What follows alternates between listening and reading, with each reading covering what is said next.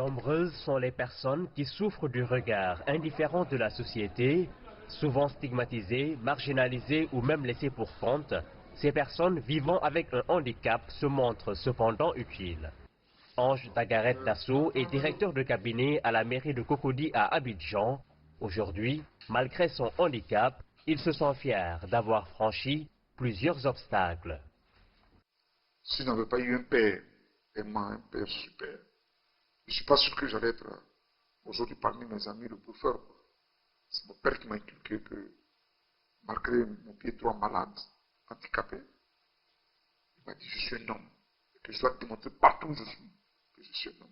Et aujourd'hui, l'occasion qui nous est donnée, c'est d'être un modèle pour tous nos frères qui, par le complexe de l'handicap, n'arrivent pas à s'affirmer. Poussée par sa curiosité journalistique, Agnès Crédit a mené des investigations sur la situation de ces personnes handicapées et son ouvrage, Les Affranchis du sort, est une sorte d'hommage. Les Affranchis du sort, c'est l'histoire extraordinaire, ce sont les histoires extraordinaires de femmes et d'hommes qui ont vaincu leur handicap. C'est une série de portraits de 20 personnalités emblématiques du monde des handicapés qui ont réussi à s'affranchir de leur corps fragilisé. Pour nous, ce livre doit servir de témoignage, mais aussi de promotion de formes d'exemplarité à célébrer dans notre pays, pour montrer à une jeunesse souvent perdue, souvent en quête de repères, qu'il y a des personnes qui semblent physiquement amputées de certains de leurs membres, qui sont physiquement en manque, mais qui savent se redresser. Alors, vous qui avez toutes vos capacités motrices, vous qui êtes valide, il n'y a pas de raison que vous passez votre temps à vous plaindre.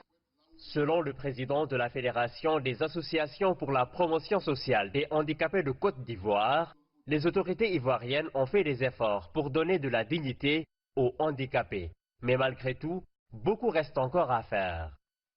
Il y a des zones de lumière avec le recrutement dérogatoire des personnes handicapées, avec le décret, une loi qui a été prise qui prend en compte les personnes handicapées en matière de construction et d'habitation, avec le recensement général de la population de l'habitat qui a permis de dénombrer plus de 600 000 personnes en situation de handicap.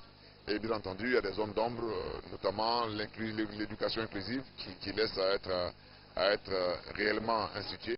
La Côte d'Ivoire compte plus de 620 000 personnes handicapées sur son territoire. La 28e journée mondiale des personnes handicapées placée sous le thème « Et si on changeait de regard » donne un sens à ce vaste programme du gouvernement ivoirien nommé PSGouv 2019-2020, dans lequel plus de 200 personnes en situation de handicap ont été recrutées dans la fonction publique.